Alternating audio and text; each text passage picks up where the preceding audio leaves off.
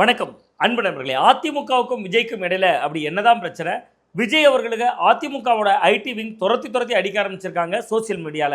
என்னதான் நடந்துச்சு அதை பத்தி தான் இன்னைக்கு இந்த வீடியோல தெரிஞ்சுக்க போறோம். வாங்க நம்ம வீடியோக்குள்ளே போயிடலாம். இதுல யாருக்கு லாபம், விஜய்க்கு லாபமா அதிமுகவுக்கு லாபமா அப்படிங்கிறத பத்தி இந்த வீடியோல பேசலாம். பொதுவா விஜய் அவர்கள் தன்னுடைய அரசியல் கட்சியை தொடங்குகிற பொழுதே இரண்டு விஷயத்தை தெளிவுபடுத்தியிருந்தார். எங்களோட அரசியல் எதிரி திராவிட முன்னேற்ற கழகம் திமுக, எங்களோட கொள்கை எதிரி பாஜக. அப்போ அதிமுகவை பற்றி அவர் விமர்சித்ததே கிடையாது. திமுகவையும் பாஜகவையும் தன்னுடைய எதிரிகளா, ஒருவரை அரசியல் எதிரியாகவும் ஒருவரை கொள்கை எதிரியாகவும் பிக்ஸ் செஞ்சிருந்தார். அது மூலமா விஜய் இன்னொரு செய்தியை கடத்தியிருந்தார். அதாவது என்னன்னா, அதிமுகவை திட்டாமலே இருக்கிறது.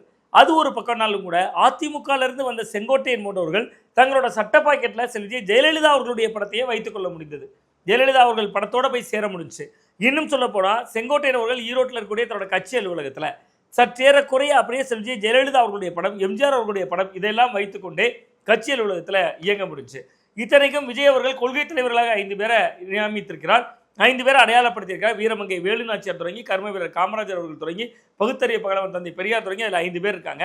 அதில் திராவிட முன்னேற்ற கழகத்தை தோற்றுவித்த அண்ணா அவர்கள் இல்லை, எம்ஜிஆர் அவர்கள் இல்லை, கலைஞர் அவர்கள் இல்லை, ஜெயலலிதா அவர்கள் இல்லை.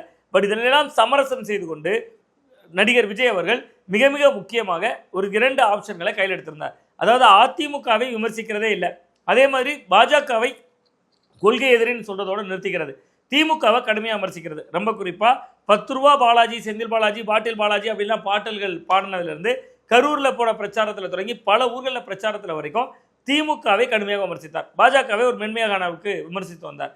இந்த நேரத்தில் தான் அதிமுக தொடர்ச்சியாக ஒரு விஷயத்தில் காத்திருந்தாங்க. என்ன காத்திருந்தாங்கன்னா, விஜய் நம்மளோட கூட்டணிக்கு வருவார், அதனால தான் அவர் நம்மளை திட்டவே மாட்டாருன்னு நம்பிக்கையோட காத்திருந்தாங்க.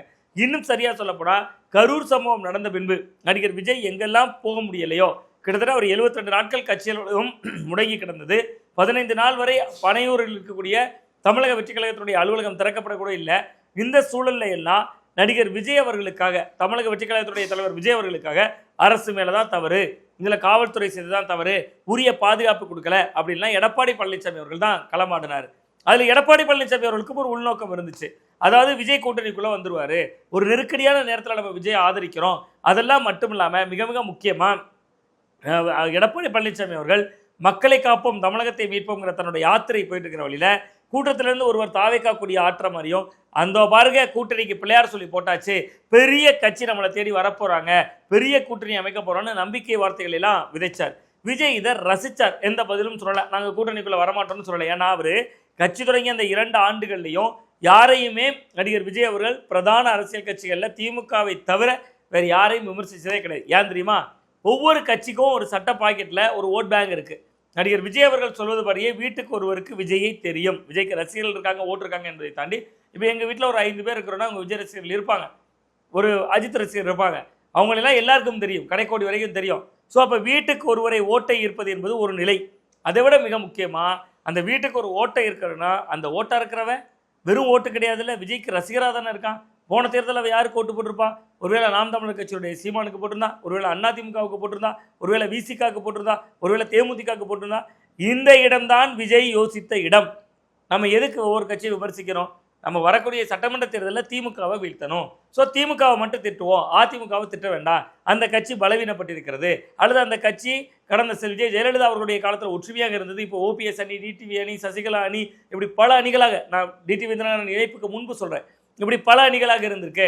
ஸோ இதன் மூலமாக அதிமுக பலவீனப்பட்டிருக்கு. அப்போ திமுகவை யாரால் வீழ்த்த முடியும்னு பார்ப்பாங்க. தாவேக்கா அந்த இடத்துல பொசிஷன் பண்ணிடணும், 2வது இடத்துக்கு நம்ம வந்துட்டா போதும், அடுத்து 31 விஜய் வெர்சஸ் உதயனு களம் மாறிடும், அப்போ நம்ம ஈஸியாக ஜெயிச்சிடலாம். இப்படியெல்லாம் விஜய்க்கு கூட இருந்த தேர்தல் வியூக வகுப்பாளர்கள் கணக்கை போட்டு கொடுத்தாங்க. விஜய் அந்த பாதையில் பயணித்தார், அதிமுகவை விமர்சிக்கல, திட்டலை. ஸோ இப்போ அதனால் வர அதிமுகவும் அமைதியாக இருந்தது. விஜய் தான் நம்மளை திட்டலையே. ஒரு வகையில் பார்த்தால் 31 ஆண்டுகள் தமிழகத்தை ஆண்ட அதிமுகவுக்கு பாடம் நடத்தியிருக்கிறார் விஜய். என்னை திட்டுங்க, இனியாச்சும் என்னை பற்றி பேசுங்க, ஓட்டு அரசியலுக்காக மலினமாக இருக்காதீங்க அப்படின்னு ஒரு பாடம் நடத்தியிருக்கிறார். ஏன் அப்படி சொல்கிறோன்னா, கிட்டத்தட்ட 31 ஆண்டுகள் தமிழகத்தை ஆண்ட மாபெரும் மக்கள் இயக்கமாக இருக்கக்கூடிய இன்றைக்கு வரைக்கும் அதிமுக விஜய் அவர்களை திட்டாமல் இருந்தாங்க. ஏன்னா விஜய்கிட்ட ஈல்டு ஆயிட்டாங்க, கூட்டணிக்குள்ளே வருவார், எடப்பாடி பழனிசாமி அவர்கள் முதல்வர் ஆவதற்கு விஜய் மிக முக்கியமான காரணமாக இருப்பார் நம்பினாங்க. இந்த நேரத்தில் தான் எலிப்பொறி வைத்து சிக்கியதை போல சிபிஐ விசாரணையில் விஜய் சிக்கிறார்.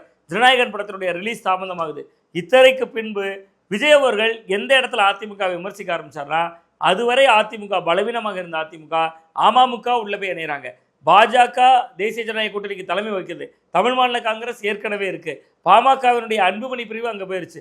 ஆட்சியில் பங்கு அதிகாரத்தில் பங்குன்னு கிட்டத்தட்ட 2 ஆண்டுகளுக்கு முன்பு விக்கிரவாண்டி மாநாட்டில் சொன்ன விஜய் வேங்க மகன் ஒத்தையில நிற்கிறேன்னு சூப்பர் ஸ்டார் ரஜினிகாந்த் ஒரு படத்தில் சொல்ற மாதிரி இன்னும் தனியாகத்தான் இருக்கிறார். அப்பதான் 2 செய்திகளை கடத்துறாரு. நம்ம தனித்து போட்டிட்டாலும் நம்ம பெரும்பான்மையான இடங்களில் ஜெயிப்போம், 40% 45% ஓட்டை தாண்டிட்டோம் நிர்மல்குமார் போன்றவர்கள் பேசுறாங்க. இப்போ அதிமுகவையும் விமர்சிக்க வேண்டிய நெருக்கடி விஜய்க்கும் வருது. அப்போ இன்னொரு பக்கம் பாஜக தங்களுடைய கூட்டணி வளையத்துக்குள்ள கொண்டு வர முயற்சி இருக்கிறதா சொல்லப்படுற நிலையில நான் அந்த பக்கம் போலங்க, நான் தாங்க தைரியமான ஆள்னு காட்ட வேண்டிய தேவையில அதிமுகவை ஊழல் கட்சி அப்படின்னு விமர்சிக்கிறார். ஆனால் அதிமுகவுடைய ஐடி விங் பதிலுக்கு செமையா நேற்று ராத்திரியிலிருந்து விஜய் அவர்களை திருப்பி அடிக்க ஆரம்பித்தாங்க. ஊழல்னா என்ன? ஊழல் என்பது சட்டவிரோத பணம். உங்க படத்துக்கு பிளாக்ல டிக்கெட் விற்கிறாங்களே உங்களுக்கு தெரியாதா? உங்களுக்கு தெரிஞ்சதான நடக்குது அப்படிங்கிறதுல தொடங்கி தலைவா படம் ரிலீஸுக்காக 5 மணி நேரம் யார் வீட்டில் கைகட்டி காத்திருந்தீங்கன்னு சொல்றதுலேருந்து தொடங்கி கரூர் சம்பவத்தில் நீங்கள் ஸ்பாட்ல இல்லை உங்கள் மேலே தப்பு இருந்துச்சேன்னு சொல்றதுல தொடங்கி விஜயை கடுமையாக விமர்சிக்க தொடங்கியிருக்காங்க. விஜய் தான் இதற்கு பிள்ளையார் சொல்லி போட்டார் அதிமுகவை விமர்சித்து. சரி, இதில் என்ன இழப்பு இருக்குன்னா 2 கோணங்கள் இருக்கு. நடந்து முடிந்த பாராளுமன்ற தேர்தலில் அதிமுக பாஜக விமர்சிக்கல, பாஜக அதிமுக விமர்சிக்கல. நன்மை யாருக்கு கிடைச்சது தெரியுமா? பாஜகவுக்கு கிடைச்சிச்சு. 18% ஓட்டு எடுத்தாங்க.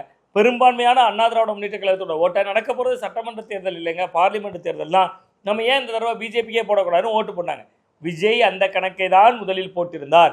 அதிமுகவை திட்டாட்டா திமுகவை பிடிக்காதவர்களாக தனக்கு ஓட்டு போடுவாங்கன்னு நினைத்தார். இப்பொழுது அவர் அதிமுகவை விமர்சித்து விட்டதால் தேன் கூட்டில் கல்லெறிந்த நிலையில் இருக்கிறார் விஜய். ஸோ இப்போ அதிமுகவும் பதிலுக்கு விமர்சிக்க ஆரம்பிச்சிட்டாங்க. தங்கள் தரப்பு ஓட்டை திசை மாறாம விஜய் பக்கம் ஈர்க்காம அதிமுக இப்போ பவுன்ஸ் பண்ணியிருக்காங்க அப்படின்னு தான் நம்ம இதை புரிஞ்சுக்கலாம். கிட்டத்தட்ட விஜய் அவர்கள் இப்பொழுது தனித்து விடப்பட்டிருந்தாலும் கூட விஜய் தான் இந்த தேர்தலில் வெற்றி தொழிலை நிர்மாணிக்கக்கூடிய சக்தியாக இருப்பார். இன்றைய சூழலில் நம்ம நிமிந்தினுடைய சர்வேயின்படி 17% ஓட்டு வரைக்கும் விஜய்க்கு கிடைக்கலாம். பட் தாவேகாவினர் கூட சொல்றாங்க, எதிர்கட்சிகள் ரொம்ப உதாசீனப்படுத்தி சொல்றாங்க. நாம் நம்முடைய சர்வேல 17% வரை இன்றைய சூழலில் விஜய் அவர்களுக்கு இருக்கலாம், பார்க்கலாம். இதுல மிக முக்கியமா ஆதவர்ஜுனா வேற விசிகாவை திட்டார். பட் இது எல்லாமே என்னன்னா இதனால் வர வியூகங்கள் எப்படி இருந்துச்சுன்னா விசிகா பாக்கெட்ல இருந்து கொஞ்சம் ஓட்டு, அதிமுக பாக்கெட்ல இருந்து கொஞ்சம் ஓட்டு. இன்னொரு முறை தெளிவுபடுத்துறேன், விஜய் குறிப்பிடுவதை போல தமிழ்நாட்டில் 2,27,00,000 குடும்ப அட்டைகள் இருக்கு. ஒவ்வொரு குடும்பத்துக்குள்ளும் விஜய் ரசிகர்கள் இருக்காங்க. அந்த விஜய் ரசிகர்கள் 2024 தேர்தலையும் ஓட்டு போட்டால, 2021 தேர்தலையும் ஓட்டு போட்டால. அப்போ அங்கே இருக்கக்கூடிய ஓட்டை இங்கே டிரான்ஸ்ஃபர் பண்ணணும்ல. டிரான்ஸ்ஃபர் பண்ணுறதுக்கு கொஞ்சம் நாவடக்கத்தோடு இருந்து மற்ற கட்சிகளை விமர்சிக்காம திமுகவை மட்டும் திட்டி ஒரு அரசியலை முன்னெடுத்தாங்க. பட் இப்பொழுது விசிகாவை திட்டிவிட்டார்கள், அதிமுகவை திட்டிவிட்டார்கள். ஐயோ நம்ம கட்சியில் தலைவர் திட்டுறாருன்னு அந்த தரப்பும் சுதாகரித்து கொண்டார்கள்.